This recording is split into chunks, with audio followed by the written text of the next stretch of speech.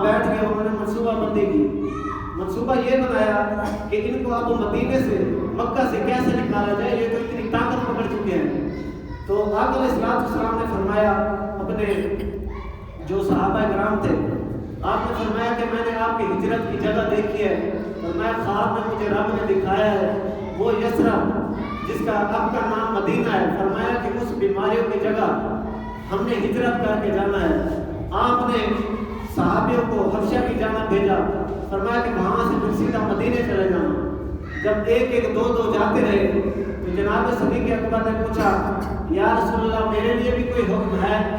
تو آقا علیہ السلام نے فرمایا کہ صدیق صبر تو کر، فرمایا تو میرا ساتھی رفیق رہا ہے تو اللہ تعالیٰ بہتر سبب پیدا کرے گا۔ آپ کو معلوم ہو چکا کہ آقا علیہ السلام نے ہجرت تو کرنی ہے، ایسا نہ ہو اللہ تعالیٰ اس کا جو ساتھی ہے رفیق ہے وہ مجھے ہی بنائے۔ آپ اس دن سے آپ کہتے ہیں میں گھر گیا، گھر میرے پاس 2 اونٹ تھے، تو میں 2 اونٹوں کو میں اس دن سے ببول کے پتے، ببول کہتے ککر کے پتے کھلانا شروع کر دیا۔ جب وہ ککر کے پتے کھاتے رہے ہرے بھرے ہو گئے تاکہ ہم جب یہاں سے نکلیں گے تو فرمایا ان کے اندر اتنی طاقت و توانائی ہو کہ کفارین اگر ہمارے پیچھے گھوڑے اور اونٹ دوڑا کے آئے تو وہ ہمارا مقابلہ نہ کر سکے۔ اس دن سے میں نے اونٹوں کو جو ہے کھلانا پلانا خوب شروع کر دیا۔ آپ کہتے ہیں کہ جب باری قریب آئی دوپہر کا وقت تھا، آقا علیہ السلام وہاں سے تشریف لے آئے اور آپ نے نا سر کے اوپر چادر اوڑھی تھی۔ اما عائشہ صدیقہ فرماتی ہے کہ دوپہر کا وقت تھا، حضور آئے تشریف لے آئے، فرمایا کہ ابو بکر آج ضروری کام ہے۔ یا رسول اللہ لگتا مجھے بھی ہے کہ اتنی دھوپ میں آپ ہمارے پاس تشریف لے آئے ہیں تو کوئی خاص ہی کام ہوگا۔ تو آپ نے فرمایا کہ کفارین اب منصوبہ بنا چکے ہیں، فرمایا کہ انہوں نے نا ہمیں معاذ اللہ ثم معاذ اللہ قتل کرنے کا منصوبہ بنایا ہے۔ تو اب کرنا یہ ہے کہ اللہ کا اب حکم آنے والا ہے ان قریب، ہم نے یہاں سے ہجرت کرنا ہے۔ تو جناب صدیق اکبر نے فرمایا ٹھیک ہے۔ تو آپ جو ہے انتظار کرنے لگے کہ آقا علیہ السلام آئیں گے۔ ادھر جو ہے ابو جہل نے اپنے کفارین کو بٹھا کے کہنے لگا کہ ایسا کرتے ہیں اگر ایک قبیلہ قتل کرے گا تو ہم جو مقتول ہے اس کا جو قتل ہے اس کا قصاص وہ ہم قصاص ادا نہیں کر سکیں گے، اگر ایک قبیلہ قتل کرے گا تو ایک ہی پھنسے گا۔ اس طرح کرتے ہیں ہم تمام قبیلے والے مل کے قتل کر لیتے ہیں، پھر سب کے اوپر جو ہے الزام آ جائے گا یہ جو مسلمان ہیں ان کی جماعت میں تھوڑی ہے، کفارین ہم زیادہ ہیں، لیکن جب یہ سب کا اکٹھا مقابلہ کریں گے تو مقابلہ نہیں کر سکیں گے۔ تو سب نے جو ہے مختلف رائے دے رہے تھے، کوئی کہتا تھا جلا وطن کر دیں، کوئی کہتا تھا معاذ اللہ قتل کر دیں، تو کوئی کہتا تھا قید کر دیں۔ تو مختلف جو ہے ہر کوئی رائے دینے لگا۔ یہ جو شیطان تھا، شیطان ایک شکل میں جو ہے ان کے قریب آ گیا، بزرگ بن کے بیٹھ گیا۔ انہوں نے کہا کہ ابو جہل کی جو رائے ہے نا وہ رائے سب سے افضل ہے، کہتا ہے اعلیٰ رائے ہے کہ معاذ اللہ حضور کو قتل کر دیا جائے گا، تمام قبیلے مل کر ہم جو ہے قتل کریں گے۔ تو انہوں نے یہ بات مان لی۔ تو ادھر سے ابو جہل نے ایک جماعت بھیجی، کہا کہ اس گھر کا محاصرہ جا کے کر لو۔ جب وہ آئے انہوں نے گھر کا محاصرہ کیا تو آقا علیہ السلام پہلے ہی جناب صدیق اکبر رضی اللہ تعالیٰ عنہ کو فرمایا کہ آپ یہاں پر سو جائیں، یہ جو امانتیں ہیں میرے پاس کفارین کی، یہ صبح امانتیں جا کے واپس دے ہمیں۔ تو آپ نے جب امانتیں دی جناب علی المرتضیٰ، آپ فرماتے ہیں کہ پہلے میں نا اس طرح سوتا تھا کہ ابھی موت آ جانی ہے، فرمایا کبھی سوتا بھی تھا تو نیند نہیں آتی تھی، لیکن اس دن مجھے پتا تھا اب آقا علیہ السلام نے کہہ دیا ہے جو کہ صادق الامین ہے، انہوں نے کہہ دیا ہے کہ علی تو نے صبح اٹھنا ہے۔ فرمایا کہ میں اس دن بڑے سکون سے جا کے سو گیا، آپ کے سبز رنگ کی چادر تھی نبی اکرم کی، وہ اوڑھی اور سو گیا۔ تو آقا علیہ السلام پیچھے کے دروازے سے اللہ تعالیٰ فرماتا ہے وَجَعَلْنَا مِن بَيْنِ أَيْدِيهِمْ سَدًّا وَمِنْ خَلْفِهِمْ سَدًّا فَأَغْشَيْنَاهُمْ فَهُمْ لَا يُبْصِرُونَ۔ فرمایا کہ میں نے ایک ایسی چادر آپ کے اوپر اوڑھ دی ہے چاروں طرف جن کے اندر کفارین جمع ہو گئے، کفار کو باہر کی چیز کوئی نظر نہیں ہے۔ محبوب ہم نے اس وقت آپ کو گھر سے نکالا تو آپ جو ہے وہاں پیچھے کے دروازے سے آپ نکلے تو ابھی کفارین کھڑے ہوئے ہیں، تو ادھر سے جو ہے صبح کا وقت جب قریب ہوا تو ابو جہل آ گیا. اس نے کہا حکم بختو نام کھلو کیا کر رہے ہو؟ انہوں نے کہا ہم دیکھ رہے ہیں وہ بستر پر حضور سوئے ہوئے ہیں. فرمایا کہ یہ جو محمد عربی ہے نا اب جب صبح یہ نکلے گا نا نماز کے لیے تب ہم قتل کر دیں گے. انہوں نے کہا بدبختو نام کھلو وہ تو کب کے چلے گئے ہیں اور ہمیں راستے میں کسی نے خبر دی ہے کہ وہ دونوں دوست جا رہے تھے تو تم یہاں کھڑے ہو. انہوں نے کہا ہم رات کا کہتے ہیں جب پار شروع ہوا تب کے دیکھ رہے ہیں کہ ابھی اندھیرا نہیں چھایا ہوا تھا کہ اس سب کپڑے کے اندر وہ سو رہے ہیں. انہوں نے کہا وہ نہیں ہے. تو آپ نے دروازہ تھوڑا اٹھایا تو جناب علی اور مرتضیٰ تھے. پوچھا کہ علی آپ نبی کہاں ہیں؟ انہوں نے کہا انہوں نے جہاں جانا تھا وہ چلے گئے. کہتے ہیں کہاں چلے گئے؟ کہتے ہیں جہاں انہوں نے جانا تھا وہ چلے گئے. تو آپ نے جو ہے ان کو کوئی جواب نہ دیا واپس آئے. حضرت علی جو ہے مانتے دینے گئے. تو اتنے میں جو ہے آقا علیہ الصلوۃ والسلام یہاں سے جب واپس گئے حضرت ابو بکر صدیق رضی اللہ تعالیٰ عنہ کے دروازے پر ابھی آپ نے دروازہ کھڑکایا ہی نہیں تھا تو دروازہ پہلے کھل گیا. فرمایا کہ ابو بکر یہ کیا؟ ابھی میں نے دروازہ ہی نہیں بجایا تو نے دروازہ کھول دیا. تو آپ نے فرمایا کہ یا رسول اللہ جس دن آپ نے فرمایا تھا کہ آپ کے لیے اللہ تعالیٰ اچھا ساتھی بنائے گا ہجرت کا تو آپ جب دوپہر کو آئے مجھے پتہ چل گیا کہ وہ ہجرت کا وقت آج رات ہے تو میں نے تب سے اپنی آنکھ نہیں لگائی, بستر پر سکون نہیں کیا, سویا نہیں ہوں. فرمایا کہ آپ کی یاد میں اور آپ کے دیدار میں اور آپ کے آنے کے آمد کی خوشی میں آپ کے انتظار میں دروازے پر کھڑا ہو گیا. فرمایا کہ مجھے نیند نہیں آئی. اگر سمجھ نہ آئی ہو تو میں محمد باز کی زبان میں سمجھاتا ہوں. وہ کہتے ہیں رات کو تے بے دردانو نیندر پیاری آوے تے درد مندانو یاد سجن دی ستے آن جگاوے. تو یاد سجن جو تو سجن دی یاد جو آندی سی تے نیندر کدو آنی سی. آپ اٹھ کے دروازے پر آئے, اتنی دیر میں آ گئے تو آپ نے جن کو حضرت عبداللہ اپنے بیٹے کو کہا کہ جب ہم غار پر پہنچیں گے تو آپ نے ارد گرد مکہ کے جو ہے تمام جائزہ لینا ہے ان کی باتوں کا اور ہمیں روز باخبر کرنا ہے, ہم نے غار کے اندر قیام کرنا ہے. تو حضرت عبداللہ اسی طرح ہی کرتے رہے. تو فرمایا کہ حضرت عامر بن فہیرہ فرمایا کہ وہ جو میرے غلام ہیں ان کو کہہ دینا کہ دن کے وقت اپنی بکریاں لے کر غار کے قریب آ جائے گا تو بکریوں کا دودھ جو ہے گرم کر کے وہ ہمیں پہنچائے گا. آپ نے یہ کہا. اور اپنی بیٹی حضرت اسما ان کو کہا کہ آپ نے کھانا پکا کے رات کو ہمارے پاس پہنچانا ہے. تو آپ یہاں سے نکلے, یہاں سے نکل کر اب جب پہنچے چلتے چلتے جو ہے آقا علیہ الصلوۃ والسلام کہ یہ غلام جناب صدیق اکبر اب محبت کا تقاضا دیکھیں. آقا علیہ الصلوۃ والسلام جا رہے ہیں تو یہ صحابی کبھی ادھر دوڑ کے جاتے ہیں, کبھی ادھر دوڑ کے جاتے ہیں, کبھی آگے جاتے ہیں, کبھی پیچھے جاتے ہیں.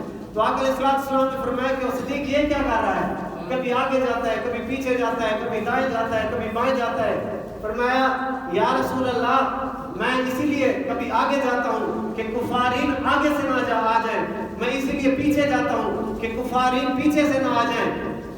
اگر ابھی بھی سمجھ نہیں تو میں آپ کو ایک اور مثال سے سمجھاتا ہوں. دھاگے پوچھا موم کرو, موم سمجھتے ہو موم بتی, دھاگے پوچھا موم کرو اور داستے صحیح لگی آگ میں نو جلنا میں سی جلدی تو جاندی, لگی آگ میں نو جلنا میں سی جلدی تو جاندی. انہیں کیا وہ سلیم سمجھا نہیں اتنے جد کے بھی بازی ہر جائیدہ ہے جنہوں من دے اندر وسا لئیے انہوں سیک بھی لگے تے مر جائیدہ ہے. جناب صدیق اکبر کے اندر اتنا عشق ہو چکا تھا, اتنا پیوست ہو چکا تھا آپ کے قلوب کے اندر. آپ فرماتے ہیں کہ حضور کے اوپر کوئی حملہ آور نہ ہو, اگر کوئی حملہ کرے تو پہلے صدیق کا سامنا ہو, پہلے صدیق کا سینہ اس کے سامنے ہو, پہلے صدیق کے لاشے سے وہ گزرے, پھر آقا علیہ الصلوۃ والسلام کی ذات تک پہنچے. اسی لیے جناب صدیق اکبر کبھی آگے جاتے, کبھی پیچھے جاتے, کبھی دائیں جاتے, کبھی بائیں جاتے. حضور کے دفاع میں جاتے جاتے جب وہ جبل سور آیا وہاں پہنچے تو آپ نے دیکھا کہ آقا علیہ الصلوۃ والسلام کے اتنے نرم پیر ہیں تو آپ کو نا بہت رشک آیا, ایک دکھ بھرا. تو آنکھوں میں جو ہے آنسو آنے لگے. فوراً کہا یا رسول اللہ میں آپ کو نا کندھوں پر اٹھا کے لے جاتا ہوں. آقا علیہ الصلوۃ والسلام نے فرمایا کہ صدیق نہیں, آپ نہیں اٹھا سکو گے. ادھر دیکھیے علی پاک جب فتح مکہ ہوا علی پاک کو کہا کہ یہ جو بت ہیں 360 نیچے والے تو توڑ دیے گئے تھے لیکن جو اوپر والے تھے حضرت علی کو آقا علیہ السلام نے فرمایا کہ علی یہ بت توڑ دو. آپ نے فرمایا کہ میں اوپر نہیں چڑھوں گا. یا رسول اللہ آپ میرے اوپر سوار ہو جائے. حضور نے فرمایا کہ میں امام الانبیاء ہوں, نبوت کا وزن اتنا ہے.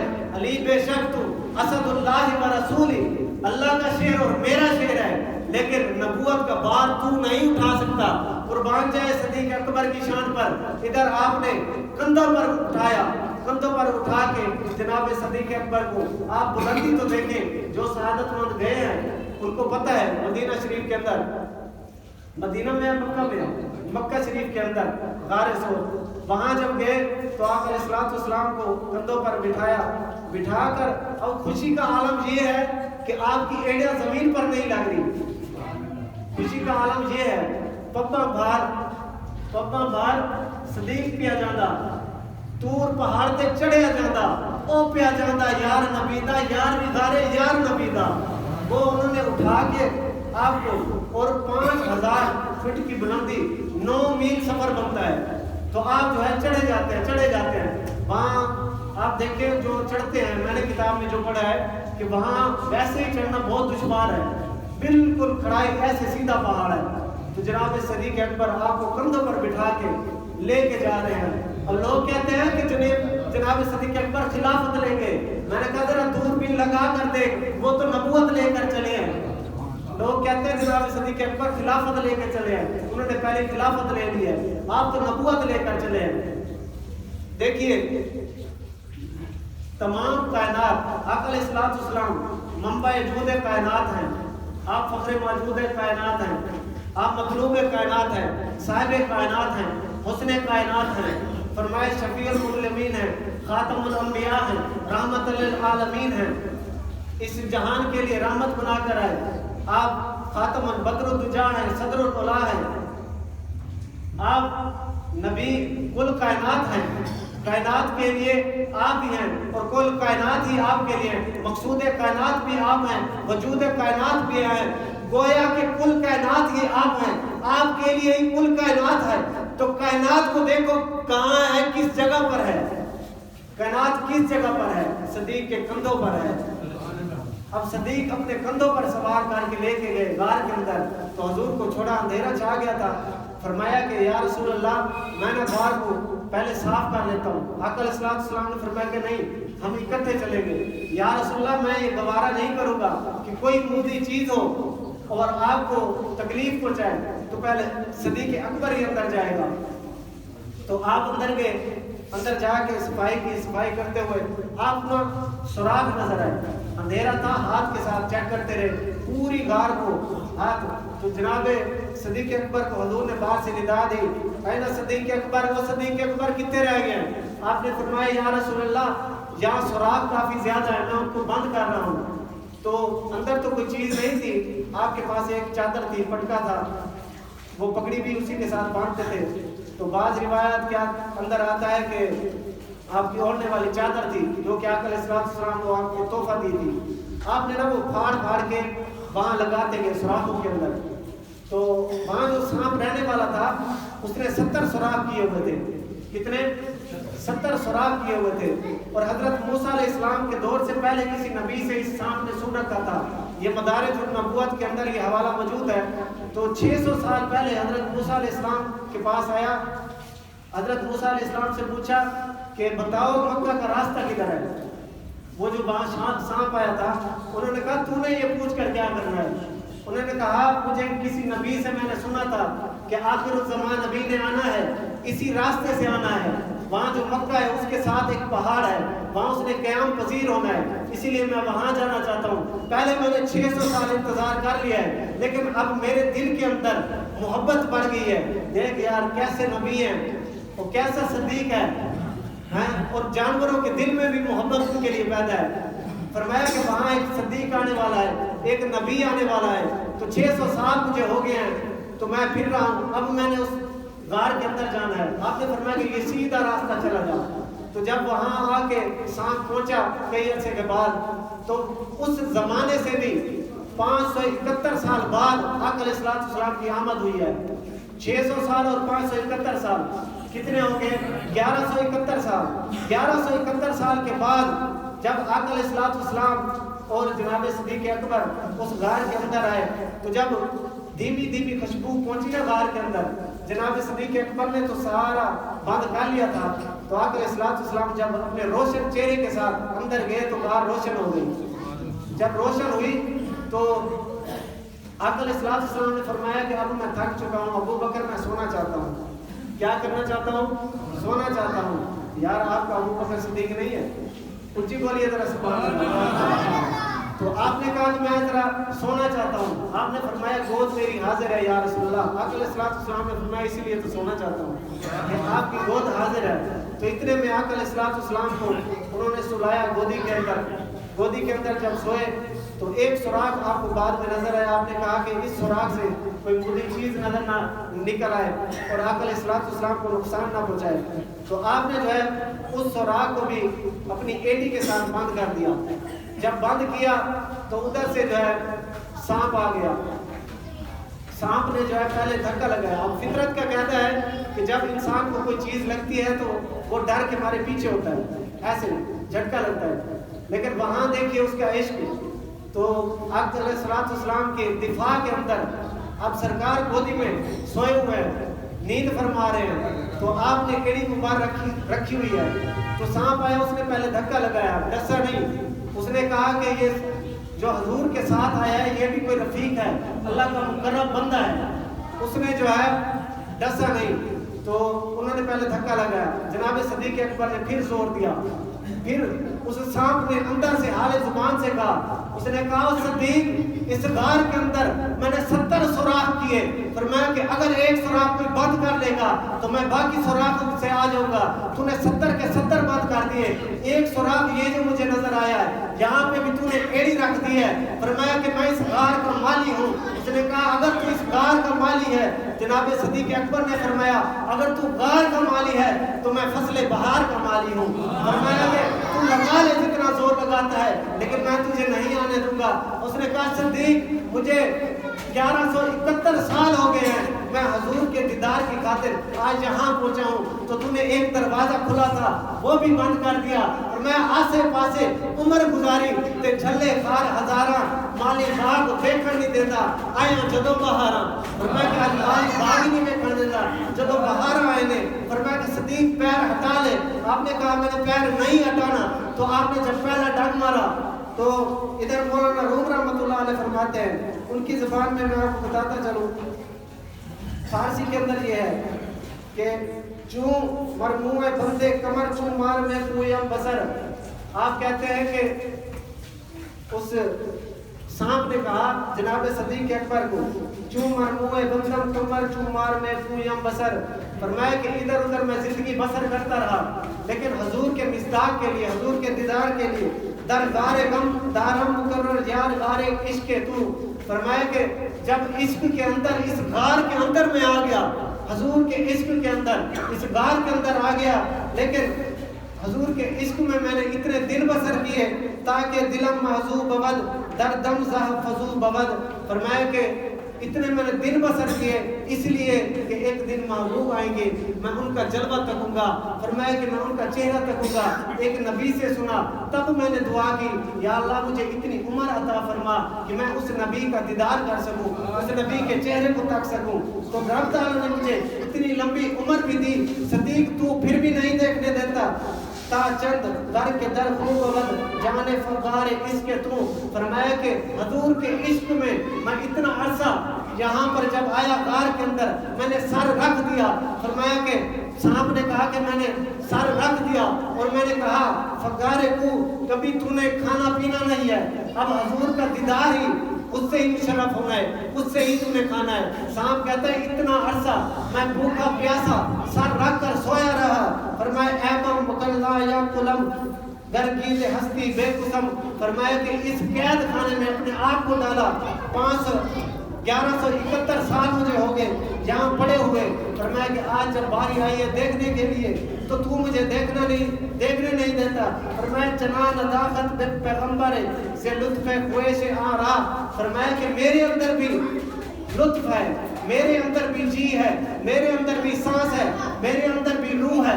فرمایا کہ میں بے شک اللہ کی بنائی ہوئی مخلوق ہوں۔ فرمایا کہ میں بدتر جانور ہوں لیکن میرے اندر ایک پیغمبر کو دیکھنے کا لطف ہے، پیغمبر سے لطف خواہش، میرے اندر ایسی خواہش ہے کہ نبی کو میں بھی دیکھوں۔ فرمایا کہ ابو بکر کیا سارا تیرا ہی حق ہے؟ نبی کو تو تکی جا رہا ہے، نبی کو تو دیکھی جا رہا ہے، واللیل کی زلفیں تو دیکھ رہا ہے، ما زاغ البصر کی آنکھیں تو دیکھ رہا ہے، الم نشرح کا سینہ تو دیکھ رہا ہے۔ فرمایا کہ آپ کی واللیل کی زلفوں کا مصداق بنا ہوا ہے اور ان کے بالوں کے اندر ہاتھ تو پھیر رہا ہے۔ فرمایا کہ اپنا پاؤں ہٹا، آپ نے ڈنگ مارا، زہر جسم میں چڑھی۔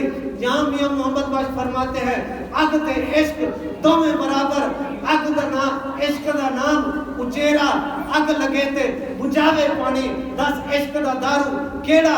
جدو آپ کو عشق انہا سوار ہویا، سب دا زہر چڑھیا، لیکن پھر بھی آپ نے پاؤں نہیں ہٹایا۔ انہوں نے کہا میں نے اتنی زہر جمع کر کے رکھی تھی، آپ کے پاؤں میں چھوڑی ہے، آپ کے جسم میں آگ لگ چکی ہے، اے صدیق اب تو اپنا پاؤں ہٹا لے۔ آپ نے کہا میں نے پاؤں نہیں ہٹانا، صدیق تیرے پاؤں میں موت ہے۔ صدیق نے کہا اگر میرے پاؤں میں موت ہے تو میری گود میں حیات ہے۔ انہوں نے کہا صدیق تو مر جائے گا۔ آپ نے فرمایا مجھے محبوب اپنی حیات کا پیکر بنا کے اٹھائیں گے۔ انہوں نے کہا صدیق پاؤں اٹھا دے، میں آپ کو طرح طرح کی تکلیف دیتا رہوں گا جب تک پاؤں نہیں ہٹاؤ گے۔ آپ نے فرمایا نہیں، میرا محبوب اٹھ جائے گا، میں نے محبوب کو نہیں اٹھانا۔ اب جہاں میاں محمد باش پھر اٹھتے ہیں گڑی شریف والے، وہ فرماتے ہیں کہ عاشق بڑھ بڑھ ہر کوئی باندھا، عاشق بڑھتے مر کے زہر پیالے کوئی نہیں پیندا، عاشق پیندے بھر کے۔ فرمایا کہ زہر پیالے کوئی نہیں پیندا لیکن عاشق بھر بھر کے پیتے ہیں۔ فرمایا کہ جتنا مرضی تو ڈنگ مار، جتنی مرضی تو زہر لگا، لیکن میں نے پاؤں نہیں ہٹانا۔ تو اتنے میں آپ کی آنکھوں سے آنسو گرے۔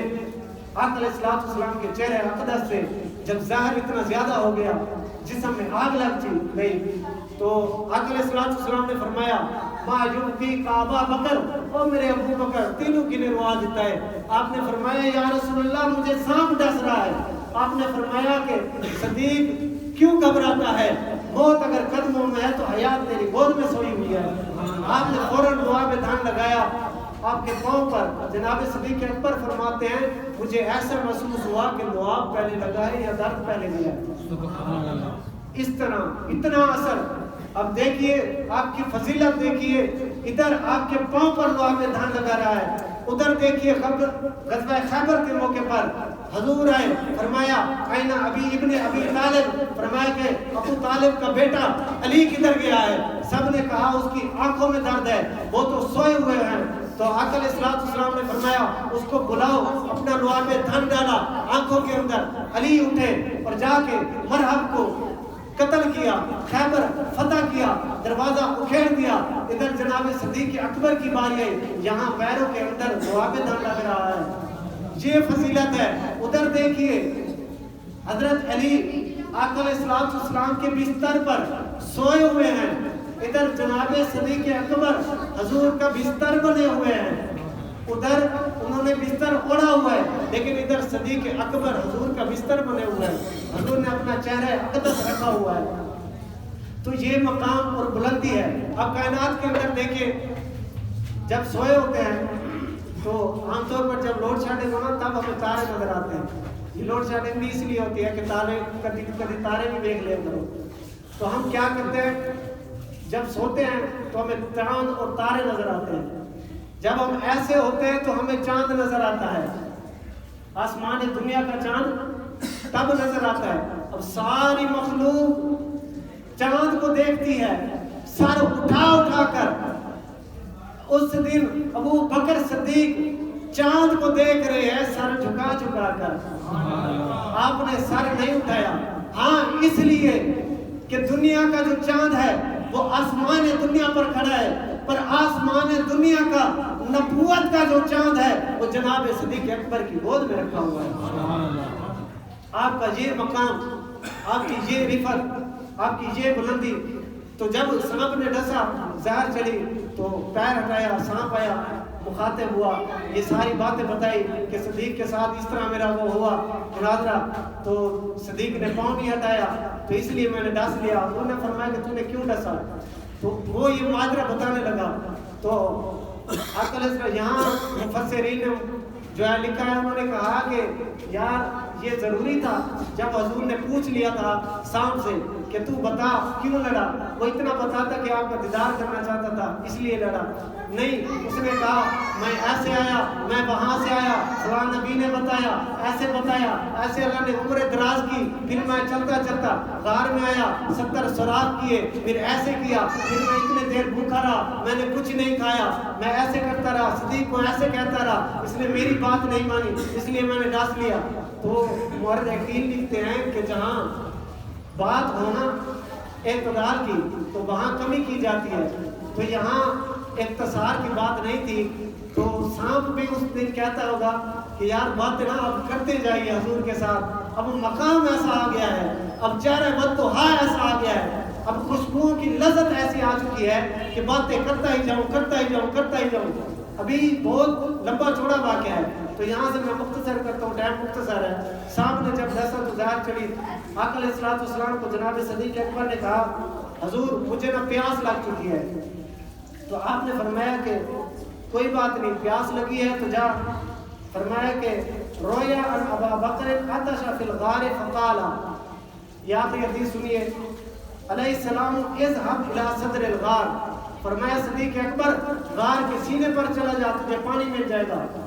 آپ نے نہ آئیں دیکھا، نہ بائیں دیکھا، نہ شائیں دیکھا، نہ چون کی، نہ چران کی، نہ حضور سے پوچھا حضور ہم بھی تو اسی راستے سے آئے ہیں، ہمیں بھی تو کوئی چشمہ نظر نہیں آیا، ہمیں بھی تو کوئی نہر نظر نہیں آئی، تو یہاں سے پانی کیسے آ گیا؟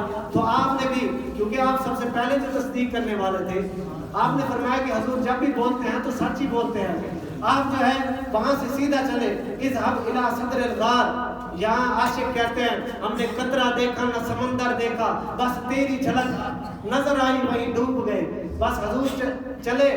تو آپ جب وہاں پہنچے، اذهب الى صدر الغار، غار کے سینے پر گئے، فانطلق ابو بکر الى صدر الغار، آپ نے وہاں سے پانی پیا، پانی ابل رہا تھا، آپ نے جب پانی پیا غار کے اوپر، فوجد ماء احل من الاصل وابيض من اللبن، تو جناب صدیق اکبر پینے ہی لگے تو خیال آیا، فرمایا کہ میں پانی پی رہا ہوں، صدیق حضور کو بھی تو پیاس لگی ہوگی، اتنا اچھا صاف ستھرا پانی ہے، ٹھنڈا پانی ہے، حضور کے لیے کیوں نہ لے کے جاؤں۔ آپ بھرنے لگے تو فوراً پھر حدیث یاد آ گئی، حضور نے فرمایا تھا، فرمایا کہ ان الامر فوق الادب، فرمایا کہ جو حکم ہوتا ہے وہ ادب سے بڑا ہوتا ہے۔ اب ادھر بات ہے ادب کی، ادھر بات ہے حکم کی، فرمایا صدیق چاہے تھوڑا پی لے پر پی ضرور، حضور کا حکم بھی پورا ہو جائے گا اور ادب بھی پورا ہو جائے گا۔ آپ نے جب پانی پیا، پانی پی کے جب واپس گئے حضور کے پاس، تو حضور نے پھر پوچھ لیا، فرمایا کہ ابو بکر پانی پیا ہے؟ کیا یہ پوچھنا ضروری تھا؟ یہ اسی لیے پوچھا کہ ممبروں پر کل میرے صدیق کی شانیں بیان ہوتی رہے۔ پھر پوچھا، فرمایا کہ صدیق بتا پانی پیا ہے؟ کیسا تھا پانی؟ اب پوچھ رہے ہیں، اب جناب صدیق اکبر بتا رہے ہیں، حضور فرمایا مار احل من العسل، فرمایا حضور پانی ایسا تھا صاف شفاف، فرمایا وابیض من اللبن، دودھ سے بھی زیادہ سفید، فرمایا وازکا رائحۃ، اس سے کستوری سے زیادہ خوشبو آتی تھی، من المسک فشرب منه فقال علیہ السلام، فرمایا کہ اور جو برف جو ہے اس سے زیادہ بارد و بارد الصلب، یہ جو برف ہے اس سے زیادہ ٹھنڈا تھا، اور فرمایا شہد سے زیادہ میٹھا تھا۔ فقال علیہ السلام، پھر آقا علیہ السلام نے فرمایا ان اللہ امر الملک الموکل، فرمایا کہ تجھے پتہ ہے صدیق یہ پانی کہاں سے آیا؟ اب پوچھ ہی خود رہے ہیں، پھر آگے پھر جواب سنیے، آگے بھی صدیق تھے، انہوں نے کہا واللہ عالم ورسول، آپ جانے اور آپ کا رب جانے، مجھے کیا پتا، آپ نے حکم دیا پانی پی، میں نے پانی پیا، میں پانی پی کے آیا ہوں، میں آپ کو صفتیں بتا رہا ہوں، پانی ایسا تھا، پانی ایسا تھا۔ فرمایا کہ اب میں تجھے بتاتا ہوں صدیق وہ پانی کہاں سے آیا، فرمایا کہ امر المالک الموکل بانہار الجنت، فرمایا کہ اللہ تعالیٰ نے فوراً حکم دیا، فرمایا جبرائیل یا رب جلیل، فرمایا کہ جبرائیل جا دروغہ جنت کو کہہ دے، وہاں پر جو دروغہ کھڑا ہے نہر کے اوپر، نہر جاری کی ہوئی ہے، اس کو کہے میرا محبوب تب تک نہیں بولتا جب تک میرا حکم نہ ہو جائے وما ینطق عن الہوا ان ہوا الا وحی یوحی. اب میرے محبوب نے کہہ دیا ہے جبرائیل جا اس فرشتے کو کہہ دے وہاں سے ایک جنت سیدھی غار ثور پر لے جائے, وہاں جا کے ایک چشمہ ابال دے. اب یار کا یار آ رہا ہے, فرمایا کہ وہ پانی پیے بغیر واپس نہ جائے. بِأَنْهَارِ الْجَنَّةِ أَنْ أُخْرَقَ نَهْرًا مِنَ الْجَنَّةِ, جنت سے ایک نہر جاری ہوگی. إِلَى صَدْرِ الْغَارِ لِيَنْشَرِبَ یا ابو بکر, اے ابو بکر تو وہاں سے پانی پی کے آیا.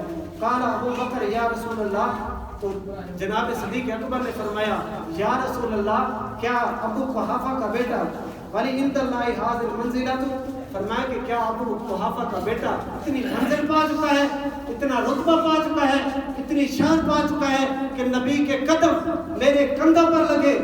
اب رب تعالیٰ جنت سے نہریں کھود کھود کر میرے لیے پانی بھیج رہا ہے. فرمایا صدیق اتنی فضیلت والا ہو گیا ہے. آپ نے فرمایا صدیق ذرا صبر تے کر, ایک مقام تے تیرا دنیا تے آخرت تیرا مقام ہے, تو بھی بدا ہے. سبحان اللہ. آپ نے فرمایا فقالو, فرمایا کہ نام جی ہاں یہ تیرا مقام ہے. فرمایا افضل والذی بعثنی بالحق نبیا, اگر حق کے ساتھ 70 نبی آئیں, 70 نبیوں جیسا کوئی ثواب لے کر آئے.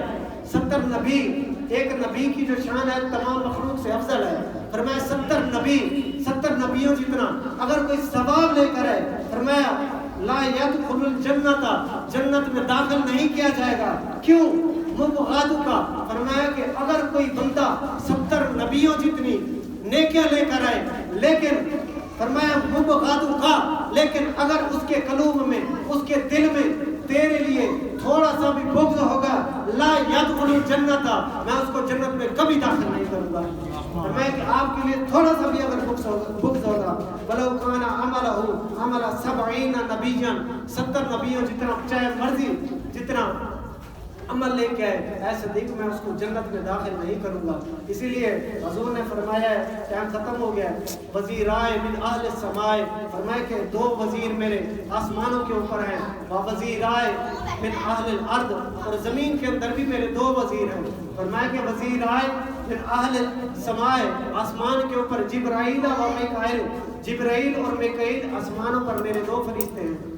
کیا بتانا چاہتے تھے حضور؟ فرمایا کہ آسمانوں پر بھی میری حکومت ہے, زمین کے نوجوانوں پر بھی میری حکومت ہے, یہ بتانا تھا. اور زمین پر فرمایا کہ زمین پر جو میرے 2 خلیفے ہیں, 2 نائب ہیں, فرمایا کہ ایک ان میں ابو بکر ہے اور ایک ان میں عمر ہے. یہ شان پاک ہے جناب صدیق اکبر کی. تو دعا ہے کہ اللہ تعالیٰ ہمیں ان ہستیوں کے نقش قدم پر چلنے کی توفیق عطا فرمائے. اب یہ آ رہا ہے 22 ربیع الثانی, آپ کے یوم وصال کا دن ہے, اس کا دن ہے. تو تمام دوست آپ کی سال کے لیے زیادہ سے زیادہ جو ہے, یہ ہے تو اپنی بخشش کا ذریعہ, کیونکہ آقا علیہ السلام نے فرمایا ہے کہ روز قیامت نا تمام مخلوق کو مستدرک للحاکم کی 16ویں جلد کے اندر, یہ شاہ ولی اللہ محدث دہلوی نے لکھا ہے, انہوں نے کہا کہ روز قیامت جب اللہ تعالیٰ کے ہاں سارے پہنچ جائیں گے, اللہ تعالیٰ فرمائے گا غازی آئے وہ بھی عوام کے اندر میرا دیدار کر کے جائے. فرمایا کہ شہید آئے وہ بھی لوگوں کے اندر, لوگوں کے درمیان آئے, میرا دیدار کر کے جائے. سخی ہے لوگوں کے درمیان ہے, میرا دیدار کر کے جائے. شہید آئے لوگوں کے درمیان ہے, میرا دیدار کر کے جائے. حاجی آئے, عمرہ کرنے والا ہے, جو بھی ہے لوگوں کے درمیان آئے. ایھا الناس, فرمایا کہ تمام لوگ اکٹھے ہو کر آئے, میرا ایک مرتبہ دیدار کریں گے. فرمایا روز قیامت جو جزا میرا محبوب صدیق کو نہیں دے سکا دنیا کے اندر, فرمایا کہ وہ روز قیامت میں اپنا تجلیات والا, فرمایا کہ پردہ اٹھا کر صدیق کو اکیلے بلاؤں گا. کہوں گا میں اب ساری مخلوق چلی جائے, واپس چلی جائے, جنت میں چلی جائے, اپنے مقاموں میں چلی جائے, لیکن صدیق کو کہا جائے گا صدیق آج میرا چہرہ اقدس تک لے, جس طرح دنیا کے اندر میرے محبوب کی تو نے رفاقت داری کی, تیمارداری کی, ہر جگہ میں ساتھ دیا, آج جس کا بدلہ میرا محبوب دنیا میں نہیں دے سکا, اور دعا کی تھی تیرے لیے کہ یا اللہ اس کا اجر روز قیامت تو ہی عطا کرے گا. تو اسی لیے مستدرک للحاکم کے اندر ہے کہ جناب صدیق اکبر کو رب کا اکیلے دیدار کا شرف نصیب ہوگا. یہ وہ اللہ تعالیٰ کی پاک اور پاکیزہ ہستی ہیں جن کا ذکر تورات و انجیل اور اس سے پہلے صحیفوں میں بھی آتا رہا ہے. دعا ہے کہ اللہ تعالیٰ نفوس سے کچھ کے قدم پر چلنے کی توفیق عطا فرمائے. وآخر دعوانا